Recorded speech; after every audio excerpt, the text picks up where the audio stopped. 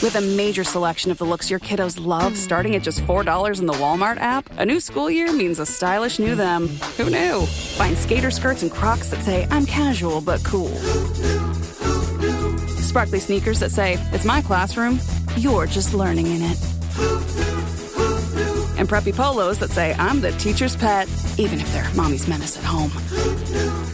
Find their favorite styles starting at just $4 in the app. The Walmart you thought you knew is now new. This episode is brought to you by Nespresso and Samra Origins by the Weekend Coffee Collection. Introducing Samra Origins. My collaboration with Nespresso is a connection to my roots, to my mother, Samra. Coffee that hits the right notes. It transports you. Crafted with unique notes and bold, soaring flavors. Experience a taste that moves you.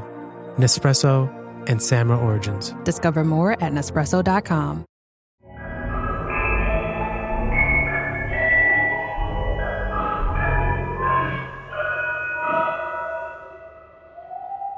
Fala pessoal, aqui quem fala é o Fernando, o apresentador do podcast Receios Obscuros, e esse é o nosso episódio de número 7 do Receios do Além. Galera, o Halloween tá chegando, lá no meu podcast Receios Obscuros vai ter um episódio por dia durante todo o mês de outubro, então não se esqueçam de acompanhar esses episódios por lá. E vamos para os relatos de hoje. Relato O Dono da Academia, enviado pelo Christian.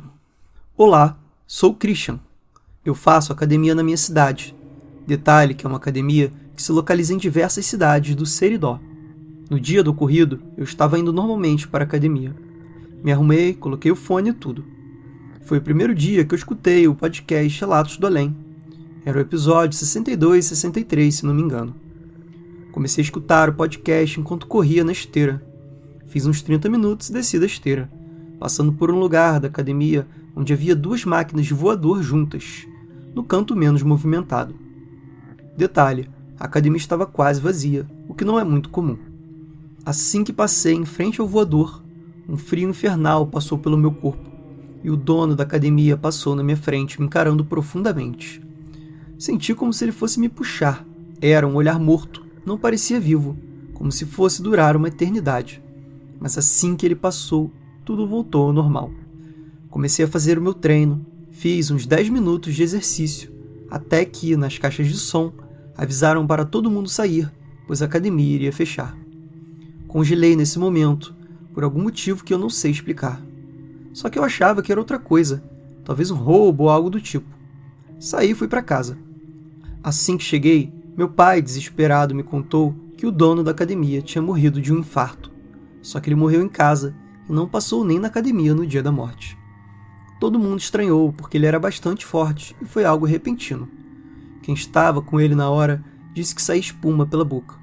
Foi muito estranho, paralisou toda a cidade por ser pequena e ele ser bastante conhecido. Uma das coisas mais estranhas é que, no dia da morte dele, uma academia concorrente foi inaugurada. Outro detalhe importante, algumas semanas depois da morte dele, o pai dele também morreu. Christian, obrigado pelo seu relato. Acredito que o dono da academia possivelmente era bem apegado aí à academia dele, né? Ele devia pensar muito, se importar muito. Então, mesmo ele tendo morrido em casa, o espírito dele permaneceu ali no lugar onde ele era mais ligado, né? Que era a academia. Essa parte aí que você passa em frente ao voador e sente um frio é bem sinistra, porque logo depois você passa pelo dono da academia e ele fica ali te encarando, né? Com aquele olhar estranho. Você sentiu que ele não estava mais entre nós. E agora vamos para o próximo relato. Um ser tão escuro que engole a luz. Enviado pela Érica. Olá, tudo bem? Me chamo Érica e o relato que vou contar se passou há 4 anos atrás, mas até hoje consigo sentir a presença daquela coisa que vi. Na época, meus avós moravam em Maringá. Eu e minha mãe constantemente viajávamos para lá. Meus avós já eram de idade, minha avó com 89 anos e meu avô com 80. E minha prima, que morava com eles, constantemente ligava para minha mãe reclamando deles. Aquela viagem em específico foi a que mais me marcou. Como era de costume, estávamos indo para Maringá, pois minha prima havia ligado falando que meu avô tinha caído da cama e que estava muito mal. Quando chegamos lá, minha mãe levou meu avô direto para o hospital. Na noite que ele caiu, ele teve um AVC e teve que ficar internado por 5 dias. Nesse tempo, minha mãe ficava no hospital dia e noite acompanhando meu avô, e eu fiquei no apartamento em que meus avós moravam, junto com a minha avó. Minha prima havia ido para a casa do namorado. Eu nunca gostei muito daquele apartamento, sempre me sentia observada nele. E nesse tempo em que meu avô ficou internado, estava cada dia mais desconfortável. No quarto dia, minha avó estava particularmente estranha e preocupada com meu avô. Ela queria ir para o hospital, mas não tínhamos como ir. Então, de noite, quando consegui fazer minha avó dormir, fui para a cama. Demorei um tempo para ficar com sono. Quando estava quase dormindo, eu senti alguém se aproximando. Uma coisa passou pela porta, mesmo fechada. Era uma silhueta preta que deixava um rastro negro por onde passava. Era alto e orgulhoso, dava para sentir. Eu podia me mover, mas não conseguia de medo. Aquela coisa ficou encostada na parede, me observando, me provocando. Foi quando eu comecei a rezar. Pedi para aquilo sair dali. Mas aquela coisa não saía. Ela se aproximou de mim, ficou do meu lado, me abaixando a cabeça para encarar nos olhos. Ele parecia rir de mim. Gostava que eu estava com medo e me desafiava a tirá-lo de lá zombando. Ele era tão escuro que tudo ao redor ficava escuro também, como se tivesse uma fumaça preta ao seu entorno. Comecei a mentalizar que aquela coisa não tinha poder sobre mim, que não ia ceder e para ir embora. Até que ele foi, saiu pela janela, acho que simplesmente cansou de me provocar. Depois disso, eu simplesmente dormi de exaustão. Dias depois, conversando com a minha prima, ela falou que aquela coisa provavelmente é o obsessor do meu avô, pois ela já tinha visto meu avô sob o controle dele, e que ela já tinha o visto várias vezes naquele apartamento. Meu avô, até poucos anos atrás, ia para lugares com energia pesada, como motéis, bares e casas de aposta, e entretenimento adulto. Traía minha avó constantemente. Eu, minha prima e minha mãe acreditamos que, em um desses lugares, ele atraiu aquela coisa. Hoje moro com meus avós, e por vezes ouço e vejo vultos negros passando pela casa, mas aquela coisa não entra no meu quarto. Érica, que situação pesada aí que aconteceu com você. Uma coisa que eu achei bem interessante no seu relato foi o fato dessa figura, essa silhueta preta que você chamou, deixar esse rastro negro por onde passava. Eu nunca tinha ouvido falar desse rastro assim, uma coisa que eu já ouvi muitos relatos, e realmente nunca tinha lido em nenhum outro relato. Outra coisa também foi que ele ficava te observando, te provocando, e de certo modo você sentiu que ele queria passar, a zombaria, a provocação, o orgulho. Você falou várias características aí, além do que simplesmente visuais, você sentia alguma coisa vindo dele, E por fim, faz sentido sim que seu avô tenha atraído coisas ruins, porque ele fazia muitas coisas que não eram legais, então ele pode ter atraído o obsessor para ele e depois trouxe para casa, O próximo relato é Slenderman, enviado pela Jéssica. Olá, meu nome é Jéssica, tenho 29 anos e sou da cidade de Nova Serrana. Bom, minha experiência com o sobrenatural começou bem cedo, mas algumas coisas me marcaram profundamente e ainda me lembro como se fosse ontem. Quando eu tinha por volta de 8 ou 9 anos, lembro de passar as férias na roça da minha avó, algo que eu sempre fazia. Nós íamos sempre à igreja nas terças-feiras. Lembro que era muito longe, uma caminhada de uns 40 minutos, e a gente ia a pé, sem lanterna para voltar, enfrentando a escuridão. Caminhávamos por um longo trecho, onde não havia casas, apenas mata e estrada de chão. Passávamos por uma parte da estrada, onde as árvores eram tão altas que se encontravam de um lado ao outro, deixando o caminho muito escuro e sinistro. Me lembro de olhar para um ponto entre as árvores, onde havia um espaço vazio, e, ao olhar para cima, vi algo que lembrava muito o rosto de um homem, com a pele extremamente branca. Não conseguia ver nariz, boca ou olhos, mas ele vestia um terno preto e era tão magro que se confundia com os galhos das árvores, que eram muito altas. Perto dos pés dele havia um pano cheio de sangue com algo enrolado dentro. Fiquei tão aterrorizada que não consegui falar nada para minha avó, apenas me sentia observada por aquela coisa. Eu já estava acostumada com assombrações, por ter crescido em uma cidade pequena, onde essas histórias eram comuns. No entanto, essa coisa era completamente diferente de tudo que eu já tinha visto. Eu tinha certeza de que não era algo da minha cabeça, pois conseguia ver nitidamente, e o terno era muito visível. Parecia até que ele estava usando uma gravata. Quando chegamos à parte mais clara do caminho, fiquei o tempo todo pensando nisso, pois sabia que teríamos que voltar pelo mesmo lugar. Porém, naquele dia, voltamos com mais pessoas e me senti mais segura. Algum tempo depois, Meu pai comprou algumas terras exatamente onde eu tinha visto aquela coisa. Como já havia passado muito tempo, eu não lembrava mais do ocorrido, mas ainda sentia muito medo daquele lugar. Certo dia, meu pai quis fazer um churrasco em frente ao local onde eu havia visto aquela criatura. E eu não queria ir, sem saber exatamente o porquê. No entanto, acabaram me convencendo e eu fui. Assim que cheguei lá, comecei a sentir novamente a sensação de estar sendo observada, da mesma forma que antes. O medo era tão grande que eu nem consegui comer um pedaço da carne. Depois de um tempo, comecei a me lembrar daquela coisa e saí de lá o mais rápido possível. Com o passar do tempo, paramos de ir lá. Meus pais se separaram e nunca mais passamos por aquele lugar. Hoje acredito que a criatura que eu vi se chamava Slenderman. Anos depois, quando eu já tinha 17 anos, vi uma foto e foi um choque, pois era exatamente o que eu havia visto naquela época. Talvez eu poderia até ter sido uma vítima daquela criatura. Jéssica, obrigado por enviar o seu relato. Muito assustador o que aconteceu com você, porque apesar de você ser bem nova, você teve uma visão muito clara do que estava acontecendo. Tem situações que a gente está deitado na cama e vê alguma coisa, a gente está meio que durante uma paralisia do sono. Não foi esse caso, né?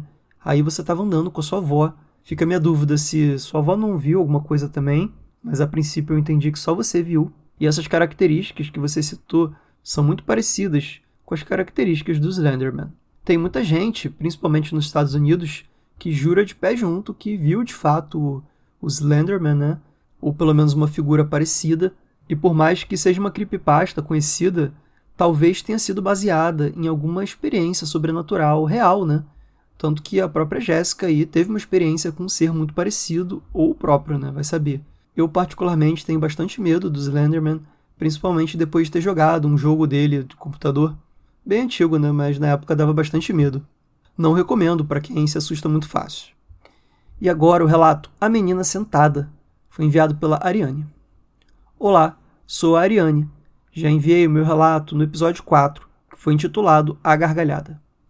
Eu pensei em enviar mais sobre essa casa onde eu relatei, mas lembrei desse meu relato, que é de outra casa, uma casa anterior dessa do relato. Como eu não falei de onde eu sou no outro episódio, eu sou de Araranguá, Santa Catarina. Bom, vamos ao relato. Nessa época eu devia ter mais ou menos uns 16 anos. Eu dividi o quarto com a minha irmã mais velha. Entrando no quarto, tinha uma beliche do lado esquerdo, encostada na parede, e de frente para a porta do quarto tinha uma cama de solteiro também encostada na parede na vertical, na qual minha irmã dormia, e eu dormia na beliche na parte de cima. Certa noite, acordei no meio da madrugada. Como era de costume, eu despertar sempre, entre 2h30 e 3 da manhã. Eu estava deitada de lado, de costas para a parede.